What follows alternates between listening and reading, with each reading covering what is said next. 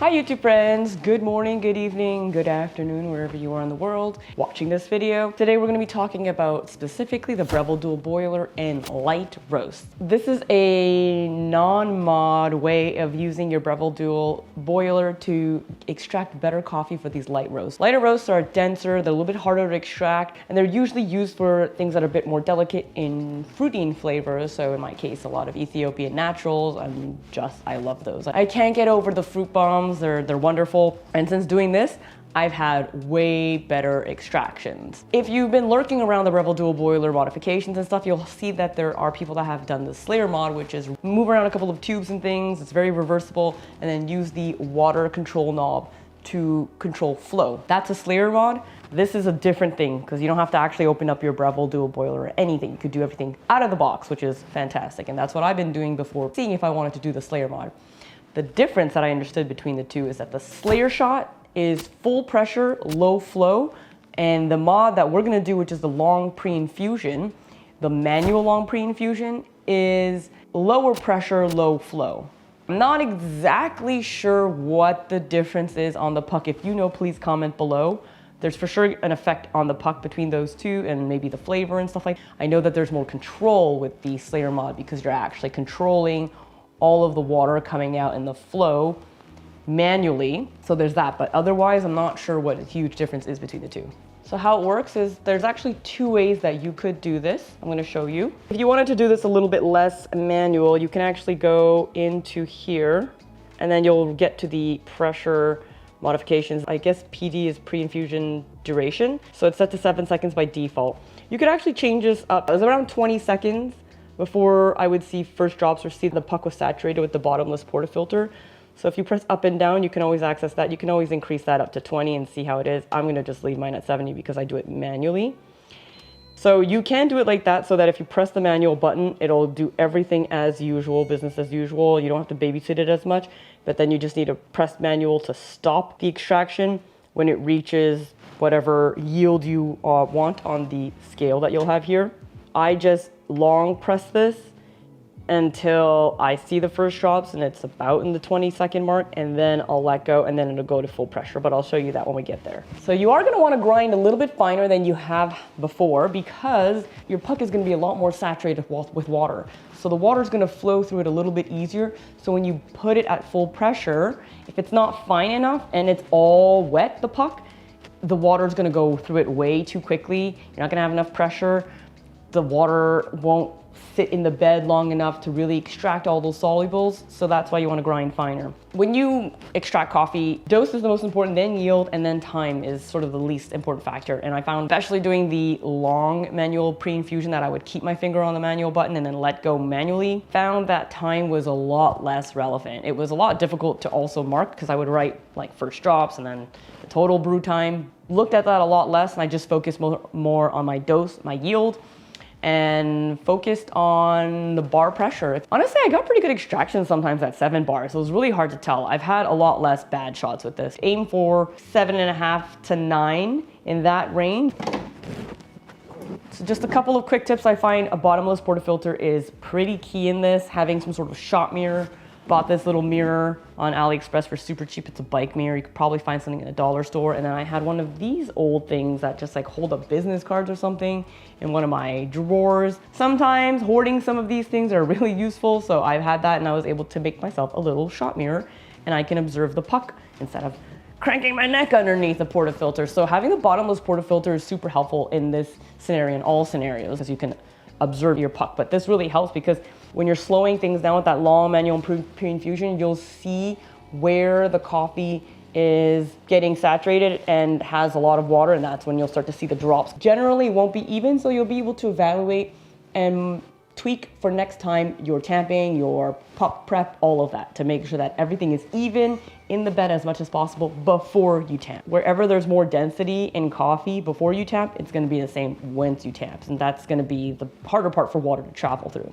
Bottomless portafilter, observing your puck, very important. I have a review for this on my channel that I'll link in the description and in the cards. I find it's good to make it a habit to observe your pucks after the extraction to see if there's any crack, any divots, anywhere that the water found a faster way to get through, which is not good. You want to have the water go through the whole puck as evenly as possible to extract everything perfectly evenly everywhere. Now that we went through all of that theory and everything, I'm gonna show you how it's done. I'm getting everything prepped. I got my cup there, I got my shot mirror, I got my scale, I'm ready to go. Since the BDB already has the timer here, that's one less thing I need to look at, but it's, like I said, not something I'm focusing on. My dose is set to 20 grams. I'm gonna go for a ristretto because I'm making a flat white, so I'm gonna aim for 30 grams. On the scale out, I'm gonna pay attention to the pressure, that when it's at full pressure, that it's around the 7.5 to 9. You're gonna see when I do the long manual pre-infusion at the beginning, it's gonna go to about about 2 bars at low pressure. Then it'll jump up into the 7.5 to 9 bar. All right, here we go.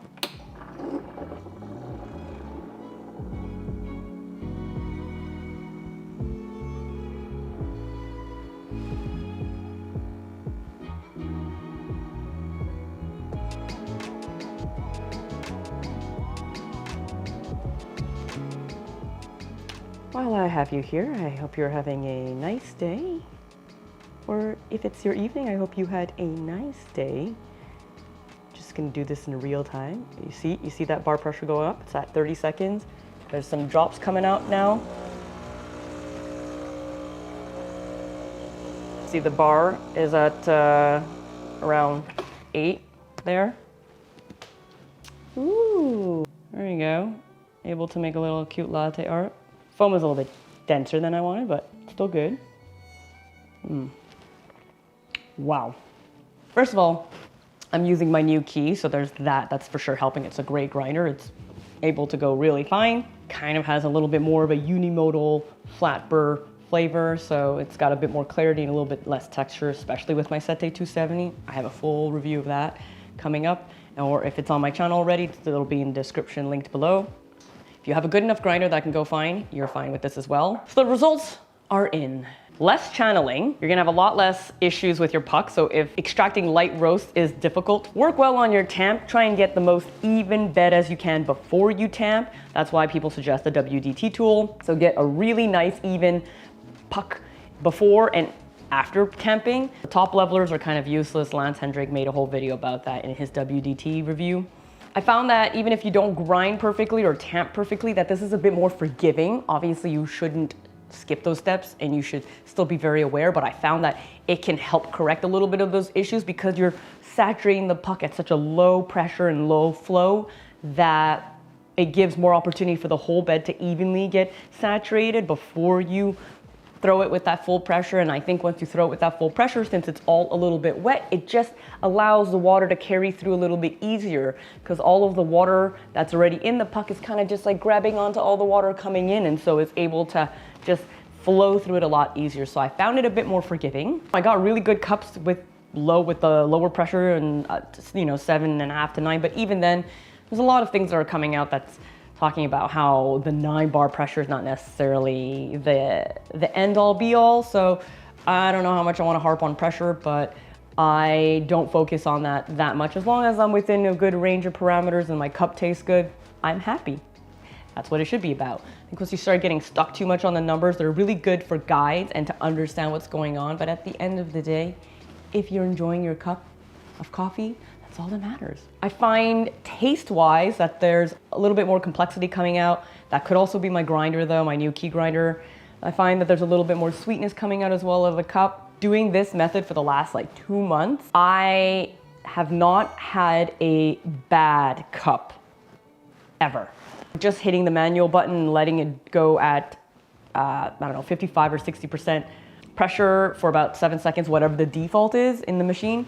I found that going from that to the long manual pre-infusion and letting go and letting it run, I went from having meh cups to great cups to good cups to great cups. So I'm in a better range more of the time, pretty much all the time. I have not had a single bad cup. Even when I grinded too fine, which happened twice, and I had a 9.5 bar, which was way too high. 9.5 bar after doing the long pre-infusion, I grounded way too fine. And maybe the puck wasn't actually perfect. I think there was a divot, but even with that, I managed to get a pretty good cup out of it because I'm guessing since the rest of the puck was still saturated, even though the water was going through one place faster, it was still probably carrying over the water a little bit in the other parts of the puck and extracting the coffee in there. So even with the 9.5 bar twice, it wasn't really overly bitter, and it was still very drinkable, really good. And if you gave it to most people, they wouldn't even necessarily tell. If anything, they might like that, because a lot of people that are not coffee connoisseurs tend to like that more bitter forward flavor coffee that you're more used to, the more traditional roasts and stuff like that. I found way better cups, way better range of cups, from good to great to, actually, no, scrap that, from good to amazing to wow. I've had a lot of wow cups. Once again, could be also with the key, but I was doing the long pre-infusion manually with the Sete 270 before, and also still got really great cups. But I feel like the combination of the key with the long manual pre-infusion on the BDB is now giving me just like mind-blowingly wow cups. So it's a great way to start the day.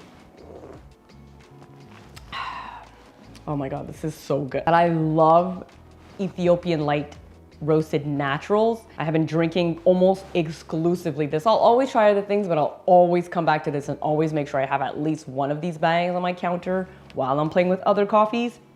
And it's gotten to a point that the flavors that I'm extracting now out of the combination of these two maybe things is making me almost not sick of it, because I really like it, but to a point that I'm getting so much richness out of my coffee that I'm ready to venture off and play with other coffees a little bit more again.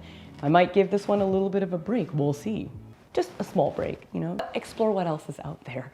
If you found this valuable, if you have a BDB, let me know in the comments below if you found it valuable. Please like this so it feeds the algorithm and other people can find this and it'll reach them. Curious to know, if you have a BDB, are you gonna try this? If you have tried this, how have the results been for you? I feel like this will work way better with light roast. I don't think there's gonna be much improvement on flavor with the darker roast, unless your puck prep is really bad, and maybe this will help with that a bit. But this really helps with light roasts, which are always much harder to extract because of that higher density in them. Let me know your comments. Let me know how this goes for you and everything. If you've done the Slayer mod, how do you like that? Or are you thinking of doing the Slayer mod? This is what I wanted to try before going to the Slayer mod. Doing this, I feel like I'm not even gonna bother with the Slayer mod because I'm so happy with the cups that I'm getting right now.